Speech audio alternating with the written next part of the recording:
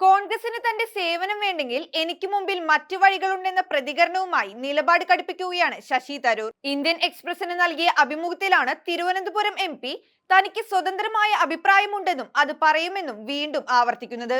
ദേശീയ തലത്തിൽ പോലും ഇങ്ങനെ പോയാൽ കോൺഗ്രസിന് വലിയ തിരിച്ചടി നേരിടേണ്ടി വരുമെന്നാണ് തരൂരിന്റെ അഭിപ്രായം. പാർട്ടിക്ക് പുറത്ത് വോട്ട് സമാഹരിക്കാൻ കഴിയുന്ന നേതാവിന്റെ കുറവാണ് തരൂർ ചൂണ്ടിക്കാട്ടുന്നത്. കോൺഗ്രസിനുള്ള മുന്നറിയിപ്പായി ഇത് മാറുകയാണ്. 100 പേരുടെ കൂട്ടമാണ് കോൺഗ്രസ് ഹൈക്കമാൻഡ് എന്നും അവിടെ ക്രിയാത്മകമായി ഒന്നും നടക്കുന്നില്ലെന്നും തരൂർ പറഞ്ഞു വെക്കുന്നുണ്ട്. ഇതെല്ലാം മാറിയാൽ മാത്രമേ കോൺഗ്രസിന് മുൻപോട്ട് പോകാൻ കഴിയൂ എന്ന നിരീക്ഷണമാണ് കോൺഗ്രസ് MP നടത്തുന്നത്. 4 തവണ തിരുവനന്തപുരത്ത് ജയിച്ച തനിക്ക് വികസന കാര്യത്തിൽ സ്വതന്ത്ര അഭിപ്രായം പറയാൻ കൂടി വേണ്ടിയാണ് ജനം വോട്ട് ചെയ്തതെന്നാണ് തരൂരിന്റെ പ്രതികരണം. തിരുവനന്തപുരത്ത് പാർട്ടിക്ക് അപ്പുറത്തേക്ക് തരൂരിന് വോട്ട് നേടാനായി. ഇത്തരത്തിൽ വോട്ട് സമാഹരിക്കാൻ കഴിയുന്ന നേതാവ് കേരളത്തിൽ കോൺഗ്രസിനുണ്ടായാൽ മാത്രമേ നിയമസഭാ തെരഞ്ഞെടുപ്പിൽ ജയിക്കാൻ കഴിയുമെന്നാണ് തരൂർ വ്യക്തമാക്കുന്നത്. വോട്ട് ബേസ് കൂട്ടാനായില്ലെങ്കിൽ അടുത്ത നിയമസഭാ തെരഞ്ഞെടുപ്പിലും കോൺഗ്രസിന് പ്രതിപക്ഷത്ത് ഇരിക്കേണ്ടി വരും. ദേശീയ തലത്തിലും വോട്ട് ബേസ് ഉയർത്തിയാൽ മാത്രമേ കോൺഗ്രസിന് രക്ഷയുള്ളൂ. ദേശീയ തലത്തിൽ 19% വോട്ടാണ് കോൺഗ്രസിനുള്ളത്. പാർട്ടി എന്ന നിലയിൽ അത് മതി. പക്ഷേ അധികാരത്തിലെത്താൻ ഇനിയും 26-27% വോട്ട് കിട്ടേണ്ടതുണ്ട്. കഴിഞ്ഞ 2 തവണയും കോൺഗ്രസിന് വോട്ട് ചെയ്യാത്തവരെ പാർട്ടിയുമായി അടുപ്പിച്ചാൽ മാത്രമേ ഭരണത്തിലെത്തുക സാധ്യമാകൂ. തിരുവനന്തപുരത്ത് എല്ലാവരും തനിക്ക് വോട്ട് ചെയ്യുന്നു. ഇതേ രീതിയിൽ എല്ലാവരും കോൺഗ്രസിന് വോട്ട് ചെയ്താൽ മാത്രമേ 2026 കേരളം പിടിക്കാൻ കഴിയൂ എന്നും തരൂർ പറയുന്നു. കേരളത്തിലെ കോൺഗ്രസിന് ഒരു നേതാവിന്റെ കുറവുണ്ടെന്ന് ഘടകകക്ഷികൾക്കും പാർട്ടി പ്രവർത്തകർക്കുമെല്ലാം അഭിപ്രായമുണ്ട്. പല അഭിപ്രായ സർവേകളും തനിക്ക് നേതൃത്വം നൽകണമെന്ന് പറയുന്നു. കോൺഗ്രസിന് ആവശ്യമുണ്ടെങ്കിൽ താനുണ്ട്, അല്ലെങ്കിൽ എനിക്ക് എന്റേതായ കാര്യങ്ങൾ ചെയ്യാനുണ്ട് എന്നായിരുന്നു തരൂർ അഭിമുഖത്തിൽ പറഞ്ഞത്.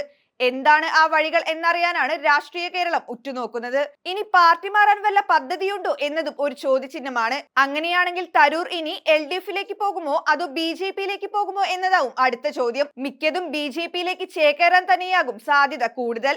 അങ്ങനെയാണെങ്കിൽ ഇത് BJPക്ക് ലോട്ടറി തന്നെയായിരിക്കും. സോണിയാഗാന്ധിയും മൻമോഹൻ സിംഗും രമേശ് ചെന്നിത്തലയും ആവശ്യപ്പെട്ടിട്ടാണ് തരൂർ കോൺഗ്രസിൽ ചേർന്നത്. ആരെയും ഭയക്കാതെ സ്വന്തം അഭിപ്രായം പറയുന്നത് തരൂർ തുടരുക തന്നെ ചെയ്യും. മോദിയുടെയും പിണറായിയുടെയും നല്ല കാര്യങ്ങൾ ഉയർത്തിക്കാട്ടുന്നതും ഇതുകൊണ്ടാണെന്നാണ് തരൂർ പറയുന്നത്. കേരളത്തിലെ പാർട്ടിക്ക് നേതൃപ്രതിസന്ധിയുള്ളത് കൊണ്ട് തന്നെ കഠിനാധ്വാനം ചെയ്തില്ലെങ്കിൽ മൂന്നാമതും തിരിച്ചടി നേരിടേണ്ടി വരും. ദേശീയ തലത്തിലും തിരിച്ചടിക്ക് സാധ്യതയുണ്ടെന്നാണ് വിലയിരുത്തലെന്നും ഘടകകക്ഷികൾ തൃപ്തരല്ലെന്നുമാണ് തരൂരിന്റെ തുറന്നു പറച്ചിൽ. നേതൃത്വവുമായി ഇടഞ്ഞു നിൽക്കുന്ന ശശി തരൂരുമായി തുടർ ചർച്ചകളില്ലെന്ന സൂചനയാണ് കോൺഗ്രസ് നേതൃത്വം നൽകുന്നത്. LDF സർക്കാരിന്റെ വികസന നയത്തെ പുകഴ്ത്തിയതും മോദി പ്രശംസയും കോൺഗ്രസിലുണ്ടാക്കിയ പൊട്ടിത്തെറിയുടെ സാഹചര്യത്തിൽ ഡൽഹിയിൽ കഴിഞ്ഞ ദിവസം ശശി തരൂരും രാഹുൽ ഗാന്ധിയും കൂടിക്കാഴ്ച നടത്തിയിരുന്നു. വ്യവസായ വകുപ്പിനെ പുകഴ്ത്തിയ നിലപാടിൽ ഉറച്ചു നിൽക്കുന്നതായി ശശി തരൂർ ആവർത്തിച്ചതോടെ അവഗണിക്കാനും KPCC നേതൃത്വം തീരുമാനിച്ചു. ഇനി തരൂരിന് മറുപടി പറഞ്ഞ് വിഷയം കൂടുതൽ വഷളാക്കേണ്ടതില്ലെന്നാണ് നേതാക്കൾക്കിടയിലെ ധാരണ. തരൂരിന്റേത് പാർട്ടി നിലപാടല്ലെന്നും ഇതിനകം അണികൾക്കും പൊതുസമൂഹത്തിനും മനസ്സിലായിട്ടുണ്ടെന്നും കൂടുതൽ പ്രതികരണങ്ങളിലേക്ക് നിന്നാൽ കാര്യങ്ങൾ വഷളാകുമെന്നുമാണ് KPCC നേതൃത്വം വ്യക്തമാക്കുന്നത്. പാർട്ടിയിലെ അഭിപ്രായ ഭിന്നതകളുമായി ബന്ധപ്പെട്ട് തരൂർ നടത്തിയ പ്രസ്താവനയിൽ നേതാക്കൾക്ക് കടുത്ത അതൃപ്തിയുണ്ടായിരുന്നു. സാധാരണ ഞങ്ങളുടെ പാർട്ടിയിൽ തമ്മിൽ തല്ലുണ്ടാവാറുണ്ടെന്നും എന്റെ കാര്യത്തിൽ എല്ലാവരും ഒറ്റക്കെട്ടായതിൽ സന്തോഷമെന്നുമായിരുന്നു തരൂരിന്റെ വാക്കുകൾ. ഇത് അങ്ങേയറ്റത്തെ പരിഹാസമാണെന്ന വിലയിരുത്തൽ പല മുതിർന്ന നേതാക്കൾക്കുമുണ്ട്. രാഹുൽ ഗാന്ധിയുമായുള്ള കൂടിക്കാഴ്ചയ്ക്ക് ശേഷവും തരൂർ പരസ്യ പ്രസ്താവനകൾ തുടരുന്നത് ആശയക്കുഴപ്പത്തിനും ഇടയാക്കിയിട്ടുണ്ട്. തരൂരിന്റെ നീക്കങ്ങളുടെ ലക്ഷ്യം എന്താണെന്ന് സംസ്ഥാന നേതൃത്വത്തിനും വ്യക്തമല്ല. ഇതിനിടെയാണ് തരൂർ പുതിയ അഭിമുഖവുമായി എത്തുന്നത്.